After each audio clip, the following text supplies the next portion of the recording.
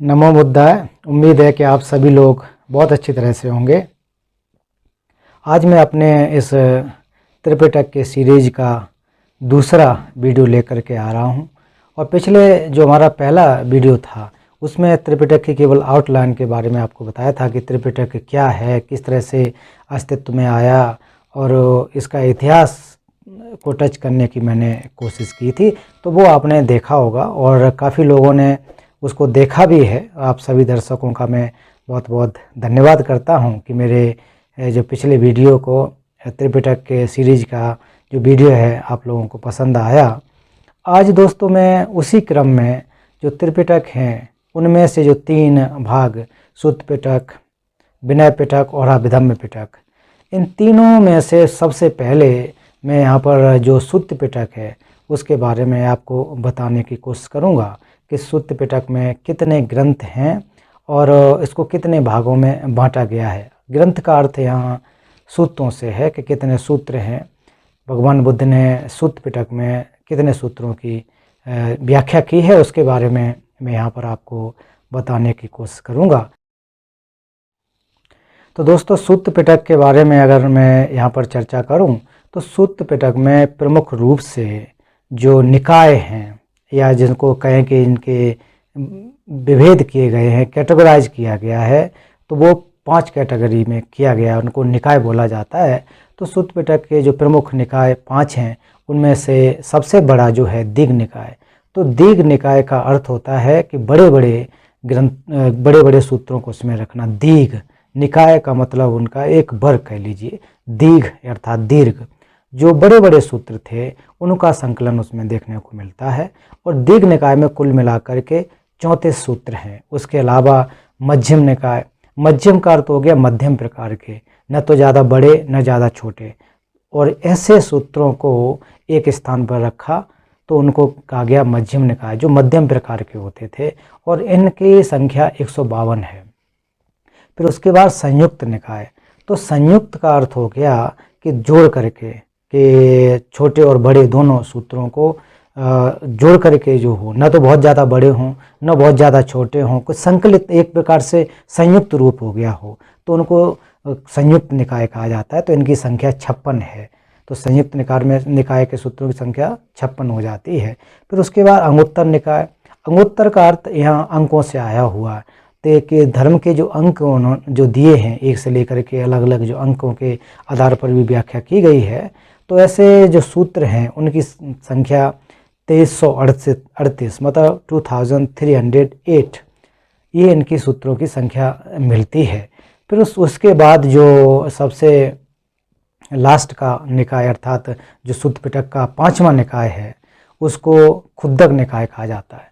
खुद्दक का अर्थ होता है कि खुदरे, या फिर जो कि अलग अलग छोटे मोटे प्रकार के होते हैं, अलग अलग जगह पर जो भगवान बुद्ध ने उपदेश दिया। हालांकि उपदेश तो अलग अलग जगह दिए हैं, तो छोटे छोटे जो सूत्र हैं उनका संकलन किया गया है, तो उनकी संख्या 15 होती है। तो इस प्रकार से हम मोटा मोटी रूप में देखें कि सुत्त पिटक को 5 निकायों में बांटा गया है। तो सबसे पहले क्या हो गया, दीघ निकाय, फिर मध्यम निकाय, फिर संयुक्त निकाय, और फिर क्या कहते हैं अंगुत्तर निकाय और दीघ निकाय। तो जब किसी इनके बारे में जानना चाहें कि हमारे जो सुत्त पिटक हैं उसमें उन सूत्रों को कितने वर्गों में बांटा गया है, सूत्र निकाय में कितने जो सुत्त पिटक है उसमें कितने निकाय हैं, तो सीधा सीधा आंसर या आप पा सकते हैं कि उसमें 5 निकाय होते हैं और हर एक निकाय के अपने अपने सूत्रों की संख्या है। तो अभी जैसे कि मैंने बताया कि दीघ निकाय में 34 सूत्र हैं, और जो मध्यम निकाय हैं उसमें 152, संयुक्त निकाय में कुल मिलाकर के 56 आ जाते हैं, अंगुत्तर निकाय में 2338 2308, और फिर खुद्दक निकाय है उसमें 15 हमारे जो ग्रंथ हैं, ग्रंथ का अर्थ यहाँ सूत्र हैं भगवान बुद्ध के, वो रखे गए हैं। तो इस प्रकार से मोटा मोटी रूप में आप समझ सकते हैं कि हमारे जो सुत्त पिटक है उसमें कितने ग्रंथ हैं। पहले जो क्रम देखें कि सबसे बड़ा हमारा दीघ निकाय है, तो दीघ निकाय में 34 सूत्र हैं। उन 34 को अर्थात 34 सूत्रों को हमने यहाँ पर आपको दिखाने की कोशिश की है कि उनके नाम क्या क्या है और उनकी महत्वता क्या है। हालांकि सभी सूत्रों की महत्वता के बारे में बता पाना संभव भी नहीं होगा, समय का अभाव भी होता है, लेकिन आपको इसके बारे में थोड़ी जानकारी हो सके कि हमारे जो दीघ निकाय में उसमें जो 34 सूत्र 34 सूत्र तो वो क्या क्या है उसको मैं आपको यहाँ बताने की कोशिश करता हूँ। आप इसमें देख सकते हैं कि सबसे पहला जो कि ब्रह्मजाल सूत्र है, फिर उसके बाद सामंजस्य फल सूत्र, अम्बट्ट सूत्र, षोडदंत सूत्र, कूटदंत सूत्र, महाली सूत्र, जलीय सूत्र, महासिंहनाथ सूत्र, पोटपाद सूत्र। फिर इसके बाद जो कि शुभ सूत्र, केवट सूत्र, लोहित सूत्र, तेवज्य सूत्र, महापदान सूत्र, महानिदान सूत्र, महापरिनिर्वाण सूत्र, महासुदर्शन सूत्र, जनवसव सूत्र,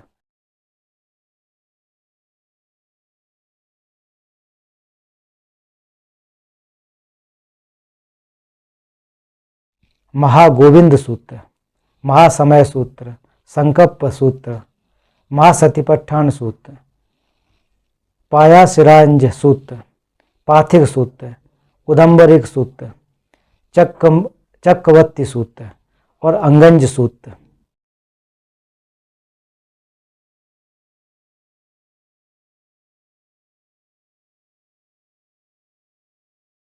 संप्रसादनीय सूत्र, पासादिक सूत्र, लखन सूत्र, सिंगाल सूत्र, आटानातीय सूत्र, संगीत सूत्र, दशोत्तर सूत्र। तो इस प्रकार से हम देखें कि जो हमारे 34 सूत्रों के नाम ये क्रम से इस प्रकार से हैं।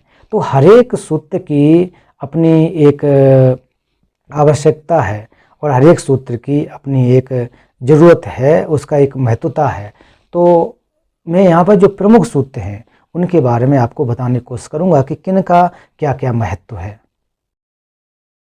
तो अगर हम ब्रह्मजाल सूत्र की बात करें तो ब्रह्मजाल सूत्र भगवान बुद्ध ने आनंद को दिया था और इसमें 62 प्रकार की जो बुराइयां थी, अर्थात हमारी जो कहते हैं कि जो मिथ्या दृष्टियाँ हमारी जो होती है, अर्थात रोंग व्यू जिनको कह सकते हैं, तो 62 प्रकार के रोंग व्यू क्या क्या हैं वो आनंद को भगवान बुद्ध ने बताए थे। तो आप इस ब्रह्मजाल सूत्र के माध्यम से प्राप्त कर सकते हैं। फिर अगला सूत्र देखेंगे सामान्य फल सूत्र।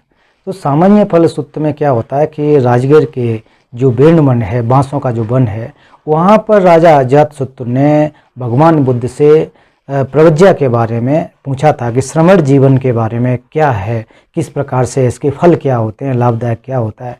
तो उसमें भगवान बुद्ध ने कहा था कि जब उनसे प्रश्न किया गया तो उन्होंने सीधा सीधा कि इसके जो फ़ायदे हैं वो किस प्रकार से निर्माण प्राप्त करने के लिए होते हैं, तो सामान्य फल सूत्र उसमें देखने को मिलते हैं। तो ये मैं यहाँ पर ऐसा नहीं कि पूरी व्याख्या कर रहा हूँ, उनके क्या क्या किस सूत्र में कहा गया ये जानना बहुत ज़्यादा महत्वपूर्ण हो जाता है। फिर आप लोग अपने जब मौका मिले तो उसको और ज़्यादा पढ़ सकते हैं और ज़्यादा सीख सकते हैं।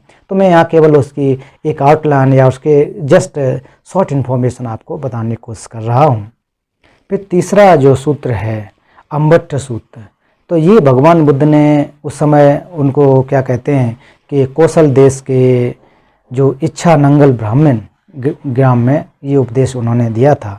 तो उस समय भगवान बुद्ध ने इस सूत्र में कहा था कि जो जातिवाद के बंधन हैं, गोत्रवाद के बंधन हैं, मानवता के जो मानववाद के बंधन है, बंधन मतलब बहुत सारे यहाँ पर जो जुड़ा हुआ था कि बंधन, बहुत सारे बंधन भारत में जात प्रथा इत्यादि हुआ करती थी। तो उन सब बंधनों को तोड़कर के ही हम अनुपम विद्या का अर्थात बुद्धत्व की प्राप्ति कर सकते हैं। ये भगवान बुद्ध ने अम्बट्ट सूत्र में कहा था। तो अम्बट्ट सूत्र को पढ़ेंगे तो इसके बारे में ये जानकारी मिलती है कि जात पात के बंधन अगर पूछा जाए कि किस सूत्र में भगवान बुद्ध ने तोड़ने के लिए कहा है, और गोत्रवाद के अर्थात जात जो गोत्र, क्या आपका गोत्र है, गोत्र के बारे में भी जो बंधन है वो अम्बट्ट सूत्र में देखने को मिलते हैं। ये सूत्र की महत्वता इस प्रकार से है। फिर आगे जो एक कूटदंत सूत्र, तो कूटदंत सूत्र जैसा देख रहे हैं कि इसमें 5वां सूत्र है।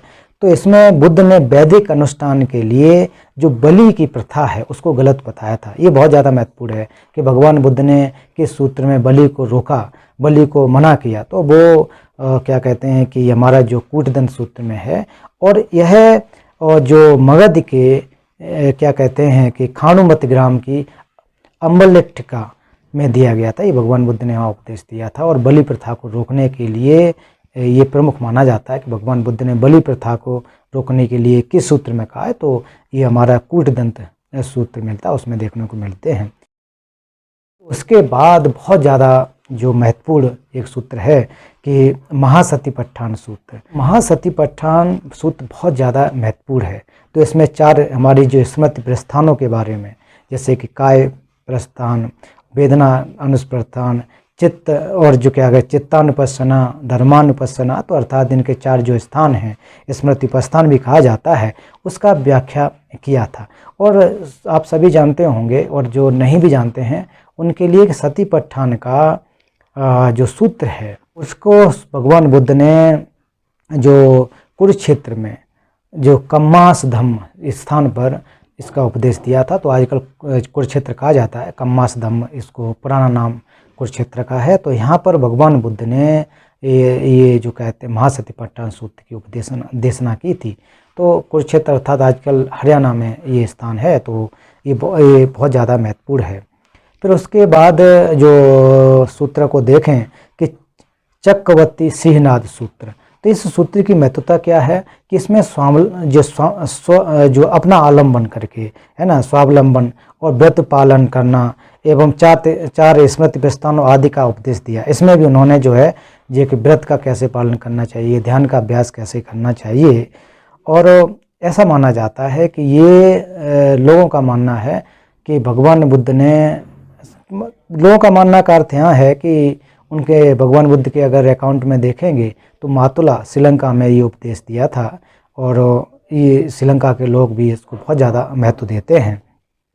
फिर अंगन्य सूत्र, तो इसमें ये भी बहुत ज़्यादा भारत की व्यवस्था के अनुसार देखें तो ये अंगन्य सूत्र में भगवान बुद्ध ने वर्ण व्यवस्था के बारे में, जो यहाँ पर जो 4 वर्ण व्यवस्थाओं के बारे में बात कही गई है, उस समय भगवान बुद्ध के समय में जाति पात थी, ऊंच नीच की व्यवस्था थी, तो उनका उन्होंने खंडन किया है कि कोई जाति पात या रंग भेदभाव ऐसा नहीं है। तो ये भगवान बुद्ध ने अंगन्य सूत्र में इसकी व्याख्या की थी। और भगवान बुद्ध ने यहाँ कहा था कि जो हमारे जन्म हैं वो प्रधान होते हैं, हमारे जो जन्म के कर्मों की वजह से हमारे जन्म होते हैं वो प्रमुख हैं, ना कि जो बनाई गई जाति व्यवस्था है ये बहुत ज़्यादा महत्वपूर्ण नहीं है। और इसकी जो देशना है वो वैशाली के पूर्वाग्राम में दी थी, भगवान बुद्ध ने पूर्वाग्राम में दी थी। और उस समय जो वशिष्ठ एवं भारद्वाज नामक 2 ब्राह्मण थे, उनके उपदेश दिया था कि जाति प्रथा या फिर ऊंच नीच का ऐसा कोई भी भेदभाव नहीं है। महालक्षण अर्थात लक्षण सूत्र जिसको कहा जाता है, तो लक्षण का अर्थ होता है लक्षण। तो भगवान बुद्ध के जो 32 लक्षण हैं तो इस सूत्र के माध्यम से मिलते हैं कि उनके लक्षण क्या क्या थे, कैसे कैसे देखने को क्या क्या लक्षण उनके होते थे, तो ये लक्षण सूत्र में मिल जाता है। फिर दूसरा सूत्र जो है सिंगालोवाद सूत्र, तो ये भगवान बुद्ध ने राजगीर के बेनवन में इसकी उपदेश दिया था। तो इसका जब उन्होंने उपदेश दिया तो इसमें कहा गया था कि हमारी जिन्होंने 10 दिशाओं के माध्यम के जो गृहस्थ धर्म की देशना की थी कि 10 दिशाओं के जो अलग अलग क्षेत्रों में रहते हैं तो उन गृहस्थ लोगों के लिए किस प्रकार से लाभदायक है। तो ये जो गृहस्थ धर्म होते हैं, जो अपने आम जीवन में गृहस्थ लोगों के धर्म को पालन करने की जो पालन करते हैं, उसकी भगवान बुद्ध ने इसमें व्याख्या की थी। और ऐसा देखने को मिलता है, ये बहुत महत्वपूर्ण है कि इस सूत्र को सम्राट अशोक ने जो भी उन्होंने सलाह लिखाए थे तो उसमें कई बार इसको खुदवाया था, क्योंकि गृहस्थ जीवन का धर्म कैसा होना चाहिए। जो गृहस्थ लोग हैं जो प्रवज्जित नहीं हैं, उनका अपना एक धर्म होता है, तो उनके अपनी एक आचार विचार, धर्म का अर्थ कहने का उनकी अपनी नैतिकता होती है, अपने कार्य होते हैं, वो किस प्रकार से हैं। तो वो सम्राट अशोक ने उसको अलग अलग जगह पर बहुत बार इसके खुदवाया था, ऐसा देखने को मिलता है। तो दोस्तों यही मैं यहाँ पर बताना चाहता हूँ कि भगवान बुद्ध के जो दीघ निकाय के जो सूत्र हैं, दीघ निकाय में 34 सूत्र हैं, उन 34 सूत्रों की महत्वता क्या है, किस प्रकार से उनकी आवश्यकता है, ये बड़े बड़े कह लें या फिर हमारे प्रमुख रूप से इनकी जो आवश्यकता है किस प्रकार से। हालांकि हम सभी सूत्रों को तो नहीं पढ़ सकते, सभी सूत्रों को पढ़ पाना और फिर उसकी व्याख्या करना संभव नहीं होता है, और यहाँ पर करना भी संभव नहीं है। इतना सूत्र के बारे में डिटेल वो नहीं है। लेकिन मैं आपको आउटलाइन के बारे में बताना चाहता था कि क्या सूत्र किस प्रकार से हैं, जो बहुत ज़्यादा महत्वपूर्ण है। और इसमें एक सूत्र जो ये क्या कहते हैं कि महापरिनिर्वाण सूत्र, तो महापरिनिर्वाण सूत्र जितने भी सूत्र हैं उन सूत्रों में सबसे बड़ा सूत्र माना जाता है। तो भगवान बुद्ध जब निर्वाण को प्राप्त हो रहे थे, या निर्माण के समय की बात है, महापरिनिर्वाण को प्राप्त हुए, तो महापरिनिर्वाण सूत्र की व्याख्या की, बहुत बृहद सूत्र है, तो सूत्रों में सबसे बड़ा सूत्र माना जाता है। उसके अलावा भी अलग अलग सूत्र जैसे कि इसमें व्याख्या की गई है। 34 सूत्रों की नाम यहाँ पर मैंने आपको बताया कि दिग्ग निकाय में किस प्रकार से हैं, और उनका इनके अंदर के जो खास खास हैं वो बहुत किस प्रकार से महत्वपूर्ण हैं, तो उनको हमें जानना चाहिए। क्यों भगवान बुद्ध ने अगर देखें तो सबसे उस समय जो जाति प्रथा का भी खंडन किया, बलि का भी खंडन किया, और क्या कहते हैं कि हमारे ध्यान कैसे करना चाहिए, तो उसके सतिपट्ठान सूत्र एक आधार है हमारे, जो कि हमारे कहते हैं कि ध्यान साधना का आधार है। वो भगवान बुद्ध ने सतिपट्ठान में 4 जो प्रस्थानों के बारे में व्यवस्था की, प्रस्थानों के बारे में 4 प्रस्थानों के बारे में व्याख्या की, तो ये बहुत ज़्यादा महत्वपूर्ण है। उसके अलावा कि गृहस्थ लोगों के वो कैसे होना चाहिए, ऑफ कोर्स भिक्षु और भिक्षुणियों के तो अपने विनय हैं ही हैं, इसके अलावा भी हम जो गृहस्थ लोग हैं उनका भी जीवन किस प्रकार से हो, क्या पालन करें। तो ये इस प्रकार से जो जो माफ़ कीजिए दिग्ग निकाय, उसमें ये जो ग्रंथ हैं बहुत महत्वपूर्ण है।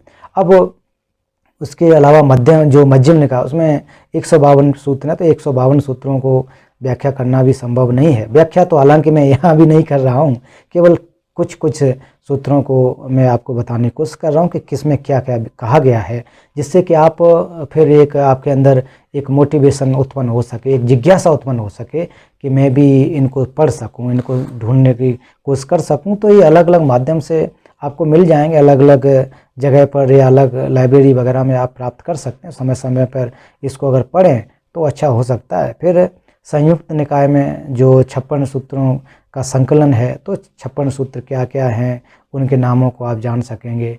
फिर अब अंगुत्तर निकाय में तो बहुत ज़्यादा हैं, जो कि 2308 की संख्या बताई गई है, तो उनके बारे में बता पाना संभव नहीं होता है। फिर उसके बाद लास्ट में जाकर के खुद्दक निकाय, तो खुद्दक निकाय के 15 ग्रंथ हैं। तो 15 ग्रंथों को यहाँ मैं ज़रूर आपको बताऊंगा कि खुद्दक निकाय के 15 ग्रंथ क्या क्या हैं, वो आपको यहाँ मैं बताने की कोशिश करूँगा। तो दोस्तों खुद्दक निकाय में कुल मिलाकर के 15 ग्रंथ हैं। तो खुद्दक क्यों कहा गया? खुद्दक का अर्थ होता है यहाँ पर छोटे छोटे बड़े बड़े जो स्वतंत्र हैं, जो स्वतंत्र अपनी उनकी भाषा शैली अलग है, गद्य है पद्य दोनों रूप में वो देखे जाते हैं। तो खुद्दक निकाय में कितने जो ग्रंथों की अगर हम यहाँ गिनाने की कोशिश करें तो सबसे क्या है, पहले खुद्दक पाठ। तो खुद्दक पाठ में 9 पाठ हैं, इसमें 9 जो है छोटे बड़े पाठों की संख्या दी गई है। और इसमें क्या है कि जो प्रारंभिक विद्यार्थी हैं, जो कहते हैं ना कि जो बौद्ध धर्म सीखने के लिए प्रारंभिक अवस्था में होते हैं, तो और जो गृहस्थ भी होते हैं उनकी शिक्षाओं के बारे में जिक्र किया गया कि दैनिक जीवन में कैसे अभ्यास करें। त्रिशरण की इसमें व्याख्या देखने को मिलती है, और फिर हमारे 10 सील हैं वो भी इसमें देखने को मिल जाते हैं। तो खुद्दक पाठ में पाठ मतलब एक प्रकार से हर रोज़ इनका पाठ किया जाता है जो दैनिक जीवन में उपयोगी होते हैं। उसमें कुल मिला के 9 हैं, उसमें हमारे त्रिशरण आ गए, 10 जो हमारे सील हैं वो भी उसमें आ जाते हैं। तो ये खुद्दक पाठ के विषय हैं, या फिर उनको कह लें, इसके अंदर ये कहा गया है। फिर बौद्ध धर्म का अगर देखा जाए तो जो धम्मपद ग्रंथ है, धम्मपद ग्रंथ सबसे महत्वपूर्ण ग्रंथ माना जाता है। तो धम्मपद में 36 वर्ग मतलब कह लें, इसको चैप्टर कह सकते हैं, अध्याय कह सकते हैं कि 36 अध्याय हैं। और 36 अध्यायों में से गाथाओं की संख्या अगर देखें तो 423 गाथाएं हैं, 423 गाथाएं देखने को मिलती हैं। तो ये बहुत ज़्यादा महत्वपूर्ण है। उसके बाद उदान वर्ग आता है। तो उदान वर्ग में कितने 8 वर्ग हैं, और प्रत्येक वर्ग में 10 सूत्र हैं। और इसके जो सूत्र जो 7वां वर्ग है उसमें केवल 9 मिलते हैं, हर एक में कितने 10-10 सूत्र हैं। उदान वर्ग में 8 वर्ग में हर एक वर्ग में 10-10 सूत्र हैं। लेकिन जो 7वां सूत्र है उसमें केवल 9 सूत्र ही मिलते हैं। तो उदान का यहाँ ये कहा जाता है कि जो जो प्रमुख जो गुरु लोग होते हैं, तो उनके मुँह से कभी कभी, उनके मुख से, श्रीमुख से कभी कभी जो है कि जो शब्द निकलते हैं तो उनको संकलित किया गया। तो छोटे छोटे कभी कभी अलग अलग तरह की व्याख्या की है, तो उनको वहाँ पर उदाहरण वर्ग में सम्मिलित किया गया है। फिर इसके बाद इतिवृत्तक। इतिवृत्तक में 112 सूत्र हैं। इतिवृत्तक में अगर देखें तो सूत्रों की संख्या 112 हो जाती है। तो 112 सूत्र में क्या क्या है, तो इसमें जो है प्रत्येक सूत्र इतिवृत्तक को जब पढ़ेंगे तो सब में जो प्रारंभ होता है तो उसमें आता है बुतंग हेतंग भगवता। तो ये शब्द है बुतंग हेतंग भगवता, इतिवृत्तक के जो एक प्रारंभिक शुरुआत होती है, जो शुरुआत होती है उससे होते हैं। तो ये जो है इसमें गद्य और पद्य, मतलब पोइट्री कह लीजिए, और फिर जो क्या दूसरा जो कहा जाता है, तो इन दोनों में जो सूत्रों की संख्या 112 देखने को मिल जाती है। और कहते हैं कि इसमें चार जो हैं, चार बड़े वर्गों में बांटा गया। इसके जो 112 सूत्र में इसमें वर्ग हैं जो चार बड़े बड़े वर्गों में बांटा गया है, या फिर उसको कैटेगराइज किया गया है। फिर इसके बाद अगला देखें कि सूत्र निपात। तो सूत्र निपात में 72 सूत्र हैं, 72। तो सूत्र निपात में 72 सूत्रों में, और कहा जाता है कि सूत्र निपात को जो धम्मपद है उसी के अनुसार उसको भी एक स्थान दिया जाता, बहुत महत्वपूर्ण माना जाता है। फिर उसके बाद विमान बत्थु। तो विमान बत्थु जो है उसमें जो देवताओं के जो कर्म फलों के सिद्धांतों का वर्णन किया गया, उसमें देवताओं से संबंधित वो जो क्या कहते हैं कि वर्णन देखने को मिलता है कि उसमें कहा जाता है कि जो देवता लोग वो किस प्रकार से रहते हैं, किस प्रकार से आनंद पूर्वक तरीके से रहते हैं, और उनका जो आवास है किस प्रकार से सुंदर होते हैं। तो ये जो हमारे विमान बत्थु में व्याख्या की गई है। फिर उसके बाद पेतु बत्थु है। तो पेतु बत्थु, इसमें पेतु का अर्थ यहाँ प्रेत से संबंधित हो जाता है। तो प्रेतों की कहानियाँ और उनके कर्म फल के सिद्धांतों का वर्णन दिखाया गया कि जो प्रेत होते हैं, जो उनको किस प्रकार के कष्ट हैं, क्योंकि प्रेत हैं उनको बहुत ज़्यादा कष्ट होते हैं, दुख होते हैं, तो उनको प्रेत बत्थु में वर्णन किया गया है। फिर इसके बाद आप देखेंगे कि थेर गाथा। तो थेर गाथा में 21 निपात हैं, और 21 निपातों में 1279 गाथाएँ हैं। उनकी गाथाएँ को कह लें अथवा श्लोक के रूप में उनकी संख्या देखने को मिलती है। और इसमें जो थेर गाथा है उसमें 264 भिक्षुओं का, 264 भिक्षुओं का नाम लिया गया है, उद्गार किया गया, उनके व्याख्या की गई, उनके मतलब कुल मिला के एक उद्गार के रूप में रखा गया है। तो इस प्रकार से देखें कि जो थेर गाथा है, तो थेर का अर्थ यही भिक्षुओं से होता है, जो बड़े बड़े भिक्षु होते थे उनके बारे में, उनकी कहानियों के बारे में व्याख्या की गई है, थेर गाथा में आप देख सकते हैं। फिर इसके बाद थेरी गाथा। थेरी का अर्थ यहाँ भिक्षुणियाँ से है। तो थेरी गाथा में 16 निपात हैं, और 16 निपात में कुल मिला के 512 गाथाएँ हैं।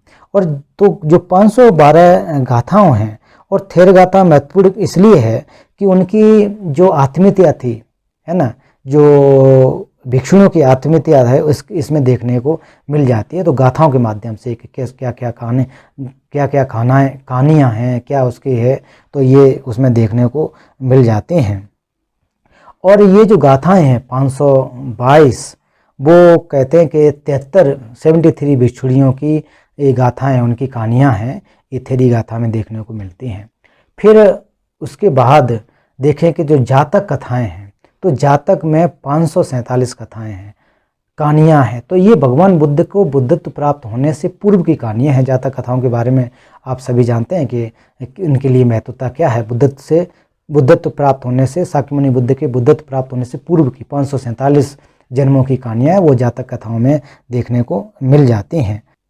फिर उसके बाद आता है निर्देश। निर्देश में उस समय भगवान बुद्ध के समय में कहाँ कहाँ व्यापार होता था, किस तरह से व्यापारी जाते थे, और बंदरगाह क्या होते हैं, अर्थात जो पोर्ट्स वगैरह, रास्ताएं वगैरह, स्थानों के जो नाम है इस जो सूत्र है निर्देश में, इसमें देखने को मिल जाते हैं।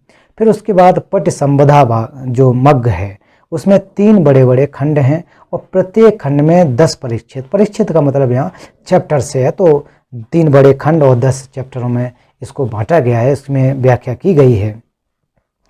और इसमें जो है बौद्ध सिद्धांतों के जो महत्वपूर्ण दर्शन हैं, मतलब भगवान बुद्ध के जो सिद्धांत हैं उनकी इसमें व्याख्या की गई, जैसे कि समाधि है, प्रज्ञा है और हमारे जो ज्ञान है। तो ज्ञान, प्रज्ञा, समाधि और ये क्या है कि बहुत ज़्यादा जो फिलोसफिकल हो जाते हैं, दार्शनिक हो जाते हैं, दर्शन से संबंधित। तो इसमें जो संविदा मग्ग है इसमें इसकी व्याख्या की जाती है। फिर इसके बाद अगर ये खुद्दक निकाय का अंग को देखें, 13वां अगर सूत्र को देखें तो अपदान है। तो अपदान जो है वो क्या होता है, इसमें अगर देखें तो ये इसमें दो चीज़ें हैं, एक थेर अपदान और दूसरा थेरी अपदान। तो थेर अपदान में 55 वर्ग हैं और 55 वर्ग में हर एक वर्ग में 10 अपदान होते हैं, है ना। तो 5 अपदान और 10 क्या कहते हैं कि 55 वर्ग, और 55 वर्ग में हर एक में 10 अपदान। उसी प्रकार से थेरी गाथा में भी इनके अपदानों की संख्या कितने, मतलब 4 अपदान जो है 4 वर्गों में और हर एक वर्ग में 10 अपदान की व्याख्या की गई है। तो ऐसे आप इसको समझ सकते हैं। और जो अपदान है जो क्या कहते हैं, जिसमें उसमें 547 भिक्षुओं के पूर्व जन्म की वर्णन किया गया अपदान में।